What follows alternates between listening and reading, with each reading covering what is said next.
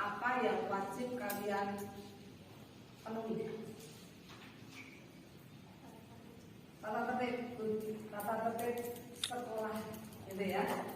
Ternyata ada hal baru, yaitu keyakinan kelas. Nah, hari ini kita akan belajar tentang keyakinan kelas. Apa toh maksudnya keyakinan kelas itu? Gitu ya. Bagaimana toh saya sebagai anak OSIS yang bisa menularkan ke teman-teman, gitu ya, tentang keyakinan kelas itu positifnya bagaimana, gitu ya, sehingga bisa ditularkan ke nanti di kelas ke teman-teman di kelas, gitu ya. Kita mulai sekarang. Nah, anak-anak yang ini sebelum masuk coba jawab pertanyaan ini, ya. Ada dua pertanyaan. Siapa yang mau menjawab? Ada dua pertanyaan. Pertanyaan pertama. Siapa yang mau menjawab pertanyaan pertama? Ones, tolong.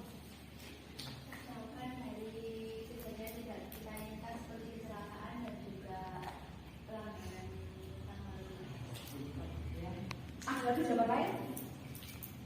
Ada lagi jawaban lain? Ayo. Yang cocok.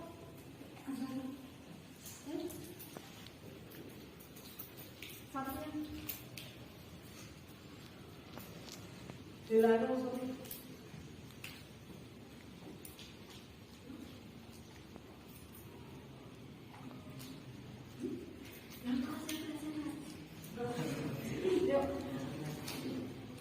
Ya mungkin sebenarnya kita tidak terhindar dari contohnya kecelakaan, terus hal-hal yang kita inginkan yang berdampak untuk tubuh kita, contohnya kepala kita ini. Itu jawaban yang bagus. Dia tadi takut jawabnya biar tidak dibilang polisi, gitu ya. Ternyata kalian menjawab dengan bagus. Supaya apa tuh kita pakai helm? Menjaga kepala kita agar terhindar dari kecelakaan. Nomor 2, agar terhindar dari penyakit. Good. Apa lagi? Apa lagi?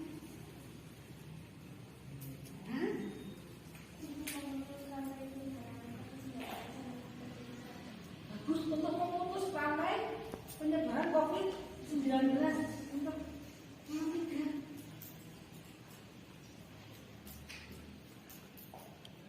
Ya, Sebagai bentuk tanggung jawab kita terhadap kita sebagai pelajar maupun anak.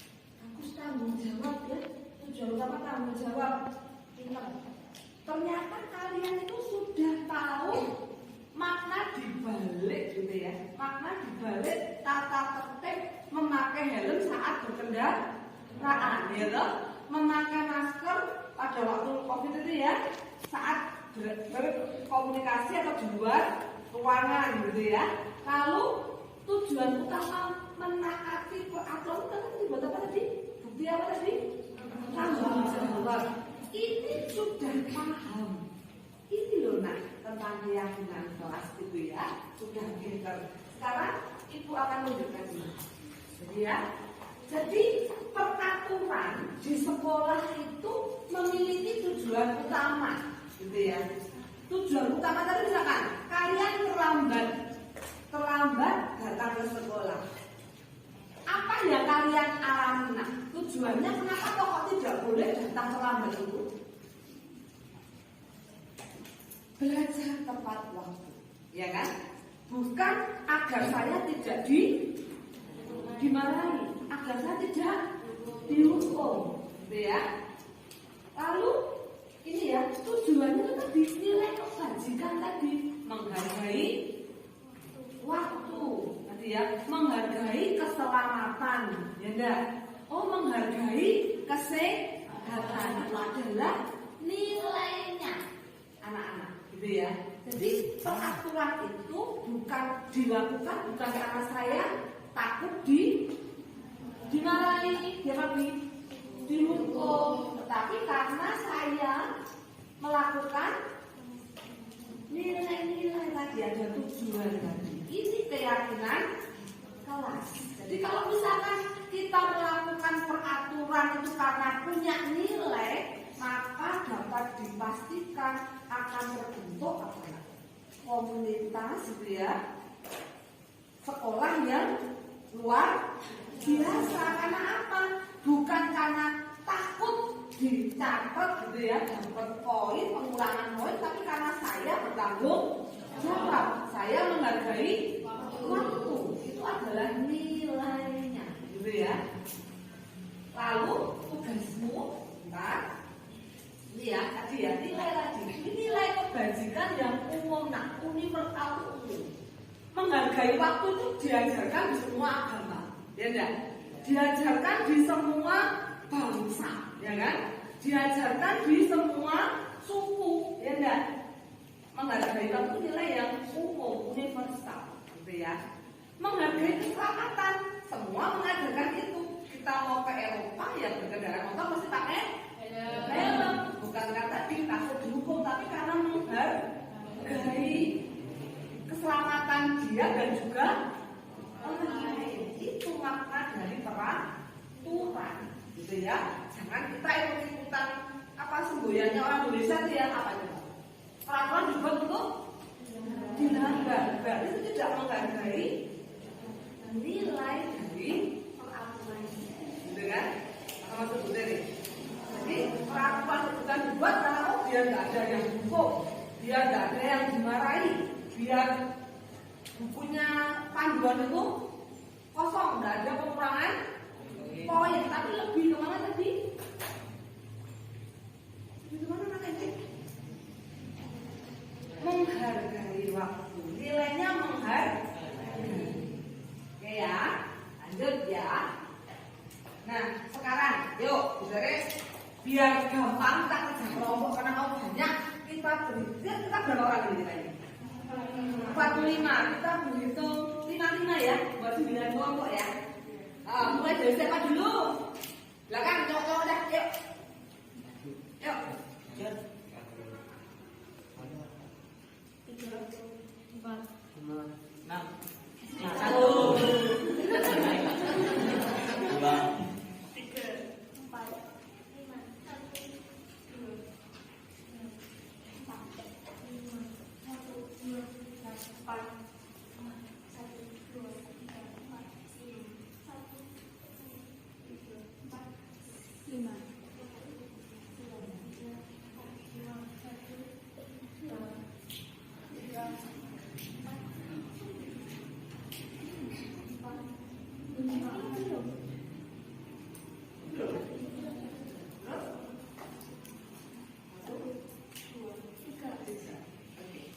Berarti yang kelompok 1 siapa?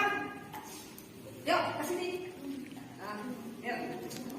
1, 2, ya. Yuk. 3 di sana, 4 di sini, 5 di sana, 6 di pojok sana, 7 di tengah, 8 di sana, 9 di belakang. Yuk, yuk. 5 masuk ya. Ayo.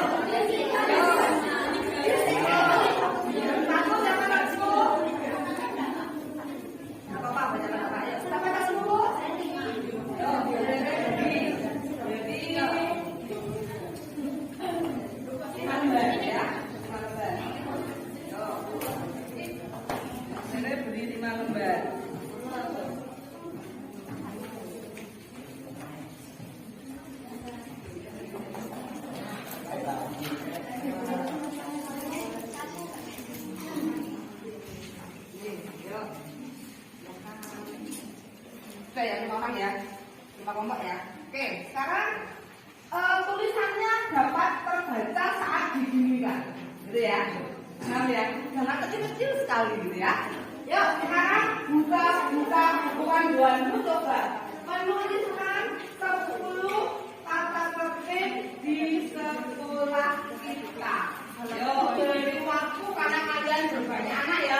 5 menit. Lihat jam semuanya. Di angka 9, angka 10 selesai. Oke? Sudah di sekolah kita. Yuk. Lihat enggak? Satu kelompok satu. Satu kelompok satu saja biar cepat. Ya. Satu kelompok satu. Yuk. Nanti ada juga kedua. Satu kelompok satu. Yuk. Masih bisa baca gitu ya. Jadi tulisannya masih bisa baca gitu ya. Dibaca cukup ya. Ayo, silakan. Yuk.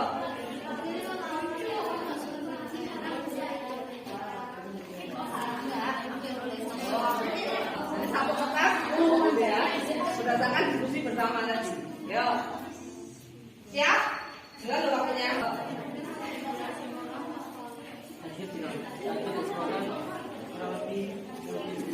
Ya. Apa namanya apa?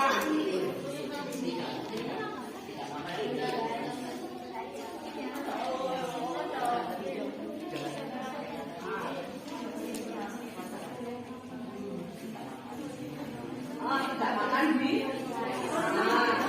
lagi. Oh, bentar, ayo.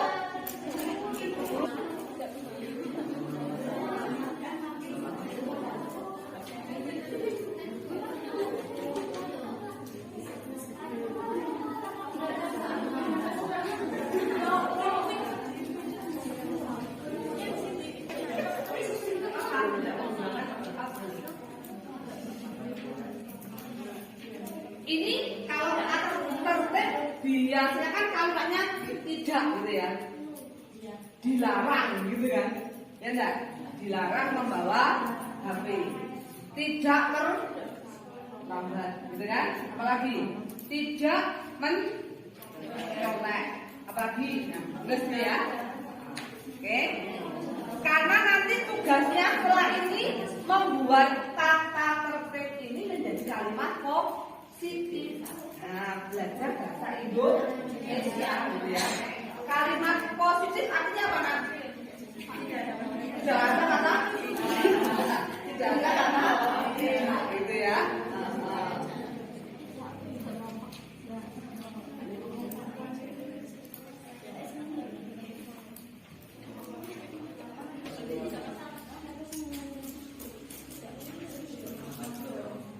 Tidak apa tidak.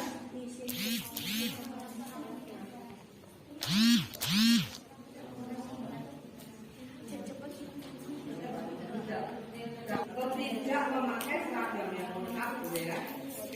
Ya, paham ya? Berarti kalau misalkan tidak merokok, apa kalimat positifnya? Merokok.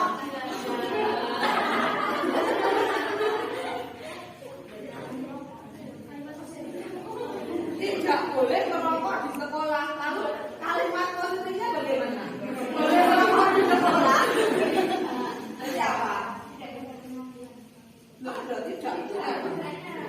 Jadi di sekolah gimana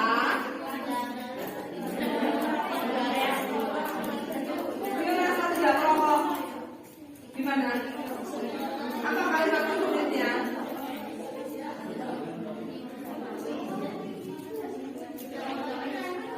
Kalau tidak makan di kelas berarti apa maksudnya? Ya, makan di kantin gitu ya. Kalau tidak mencontek maka mengerjakan gitu ya. Kalau tidak merokok tadi gimana? Buang rokoknya berarti apa? Membawa barang yang diperlukan di sekolah. Atau kan jadi bermain di sekolah, kan? Apalagi kalau tidak memakai seragam atau tidak berseragam lengkap, maka memakai seragam ya.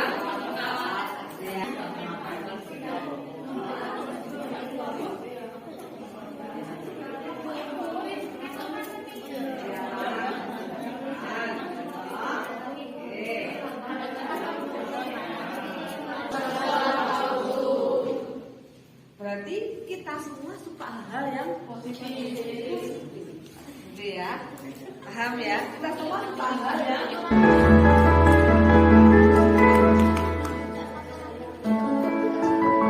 tidak membawa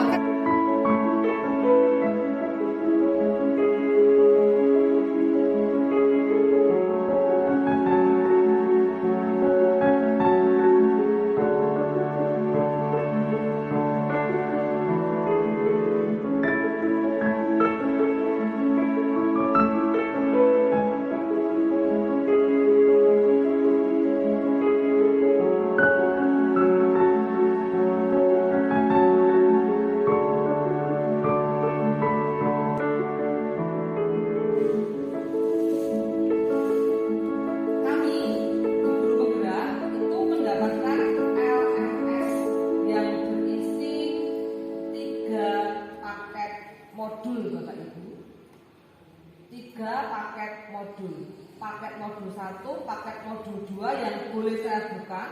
Berarti paket modul 3 masih belum boleh saya buka karena belum masuk time-nya, waktunya.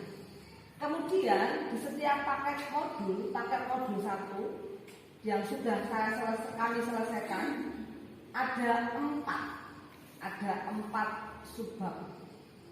Modul 11, 12, 13, 14. Modul 1 itu lebih ke pribadi guru penggerak. Bagaimana mindsetnya seorang guru penggerak. Di modul 1.1 Bapak Ibu, jadi paket modul 1 itu adalah paradigma dan visi guru penggerak, lebih ke pribadi. Kami diberi materi antara lain yang nomor 1, modul 1.1 adalah refleksi filosofis pendidikan nasional Ki Hajar Dewantara. Bapak Ibu, kita punya Bapak Pendidikan Ki Hajar Dewantara, dan saat kami belajar tentang beliau luar biasa. Montessori yang dipakai oleh banyak sekolah internasional ternyata nilai dasarnya dari seorang Ki Hajar Dewantara. Tapi herannya kita melupakan apa yang beliau punya untuk pendidikan. Beliau membuat taman siswa. Harapan beliau adalah apa? Sekolah itu menjadi taman, tempat bermain, belajar, hal yang menyenangkan dan menggembirakan. Maka menjadikan taman siswa. Tapi yang dipakai di tempat itu ya taman anak-anak saja. Padahal sekolah adalah taman. Kalau kita bilang kata taman itu sesuatu yang indah, menyenangkan, membahagiakan. Nah itu harapan dari Ki Hajar Dewantara, bahwa sekolah adalah tempat yang menyenangkan, membahagiakan, membuat anak tumbuh.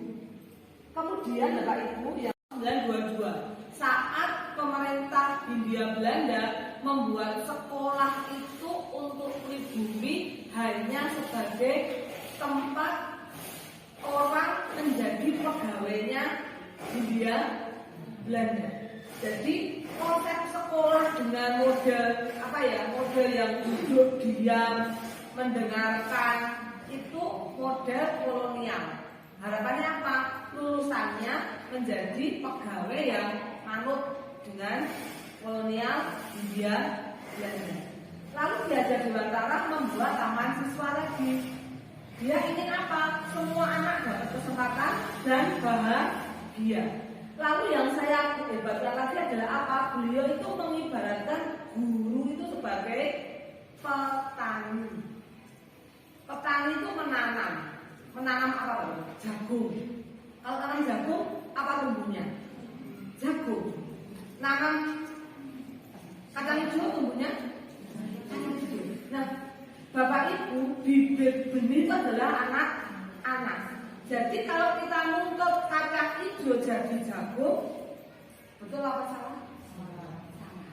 Jadi itu yang diminta dibuka di paradigma guru penggerak. Anak-anak kita adalah benih. Dia jagung, kacang hijau, kacang tanah, ada yang benih, buah rambutan. Nah itu tugasnya petani apa? Merawatnya sehingga dia tumbuh menjadi jagung yang subur, yang baik, rambutan yang subur dan baik, kacang hijau yang subur dan baik. Itu tugas guru. Maka kita waktu kami belajar ini kami mengukur itu dan kami berefleksi. Oh selama ini saya salah. Saya menuntut anak menjadi tere, gitu kan? Karena saya guru IPA. Tuntutan saya anakku pintar IPA, padahal tidak. Harapan dia apa? Oh dengan belajar IPA dia ngerti tentang kesehatan. Dengan belajar bahasa Indonesia dia tahu tentang komunikasi. Kita tidak menciptakan kayu anwar tidak, tapi sesuai dengan benih yang ada dalam dirinya. Itu yang membuat saya langsung kita bilang, saya tulis refleksi, saya tertampar. Selama 20 tahun saya menjadi guru, saya tidak menjadi petani yang baik, tapi mengubah benih menjadi yang pengen saya, yang saya inginkan. Itu refleksi saya di modul 1.1. Nilai guru penggerak. Biar Bapak Ibu paham ya, biar sekalian nanti kok ikut dari Ibu. Jadi meskipun tugas banyak, tapi menantang, gitu ya, membuat saya belajar. Jadi saya diminta nggak boleh malas belajar. Jadi Bapak Ibu, kita diminta untuk mengubah anak. Jadi anak jangan menjadi mudah responsif. Kita diajari tentang otak primitif, tentang otak akal budi, kita diajari itu. Jadi bagaimana seorang guru itu mengembangkan otak akal budi dari anak. Jadi anak tidak hanya langsung respon, tapi dia meresapi apa yang dia lakukan dengan tindakan refleksi. Itu yang diajarkan. Lalu kemudian Bapak Ibu, kami diajarkan ada 5 nilai guru penggerak. Saya carikan dulu di tempat saya. Dan saya merasa Bapak Ibu semua adalah guru penggerak, maka saya keluarkan ini. Ada 5 nilai guru penggerak. Berpihak pada murid. Seorang guru sejatinya intinya adalah berpihak kepada murid. Lalu guru harus membuat murid menjadi murid yang mandiri, reflektif, kolaboratif, dan inovatif. Jadi inilah 5 nilai guru penggerak Bapak Ibu. Jadi yang utama adalah berpihak pada murid, lalu mampu memiliki kolaboratif. Apa Bapak Ibu? Kita bisa belajar dalam tim, bisa saling tergantung satu sama lain, lalu memiliki daya sanding. Daya sanding itu adalah kemampuan untuk bekerja sama dengan banyak orang. Lalu berikutnya adalah inovatif. Inovatif itu artinya kita mampu bersifat fleksibel terhadap perubahan apapun yang terjadi. Lalu kita punya visi bersama dan mampu mandiri Bapak Ibu, mandiri dan reflektif. Jadi ada 5 nilai guru penggerak. Saat saya diminta memilih, saya memilih nomor 1, berpihak pada murid. Saat kita berpihak pada murid, maka kita akan mampu meningkatkan kolaborasi, mandiri, refleksi, dan inovatif. Berpihak pada murid itu apa Bapak Ibu? Kami diajarkan juga di poin 1.4. Dan trauma. Jadi kemarin kami diinfokan seperti itu Bapak Ibu. Saya juga tertampar juga ya. Selama ini saya juga kadang juga menghukum anak gitu kan. Contoh seperti ini, dia terlambat. Kalau dihukum misalkan lari 10 kali ke lapangan, itu hukuman. Wong dia terlambat kok hukumannya adalah lari, tidak ada hubungan. Tapi kalau dia terlambat, oke, 10 menit, nanti kamu pulangnya 10 menit lagi ya. Nah kita membuat anak merasakan oke, kalau aku terlambat, aku punya konsekuensi ini. Dia ngerti bahwa dia terlambat, ini konsekuensinya dan dia tidak merasa malu karena tidak dilucuti gitu ya tentang dirinya. Lalu kami belajar tentang 5 kebutuhan dasar manusia. Jadi setiap dia ngomong saya bu, bisa jadi dia ini belum terpenuhi kebutuhan kesayangan. Karena di rumah mungkin diperhatikan dan dari sekolah itu dia pengen diperhatikan. Kalau ada anak yang suka dekat-dekat dengan kita gitu ya, minta dipuji cantik, dipuji apa, dia menjadi dia belum merasa disayang. Kalau ada anak yang sukanya misalkan disuruh nulis gitu ya, nulis dia tidak mau nulis, atau dia pengennya menjadi pembicara terus, dia menjadi anak yang kekurangan tentang di rumah nggak diberi kekuasaan ya, dia kan semua diatur oleh orang tuanya, sehingga saat di kelas dia pengen jadi yang menguasai. Lalu kalau ada anak yang hobinya main-main sendiri gitu ya, itu biasanya dia belum dipenuhi kebutuhan tentang kesenangannya. Jadi Mbak Ibu kami itu sangat diam aja gitu ya. Ternyata jadi guru itu gak cuma menyampaikan materi, tapi kita juga harus paham tentang psikologis anak. Oke, ini pedagogiku ini yang diminta untuk tahu. Pedagogiku harus saya kembangkan. Lalu apalagi, sosialku harus dikembangkan. Kenapa? Kalau ada anak yang ternyata orang tua yang memperhatikan, kita harus mengkomunikasikan ke orang tua. Nah, orang tua itu kan hal yang unik juga ya. Kalau kita salah ngomong, anakku kok mau usia seperti itu kan bisa. Maka bagaimana kita harus berkomunikasi dengan baik. Itu yang saya juga gitu ya. Wah, itu benar Bapak Ibu, saya merasa astaga yang saya lakukan selama ini. Lalu ternyata yang pertama tentang bagaimana dengan teman-teman rekan guru dan juga dengan anak. Terima kasih sudah mendengarkan. Harapan saya kita saling menularkan bagaimana guru idola kita guru yang disenangi karena profesi sebagai teman. Dan bagaimana kita bisa menempatkan diri sebagai manajer dan mengajak anak untuk berkomunikasi. Nanti akan saya sharekan tentang segitiga restitusi. Bagaimana kita menggali untuk anak. Saya akan sharekan. Sehingga kita semua belajar bahwa anak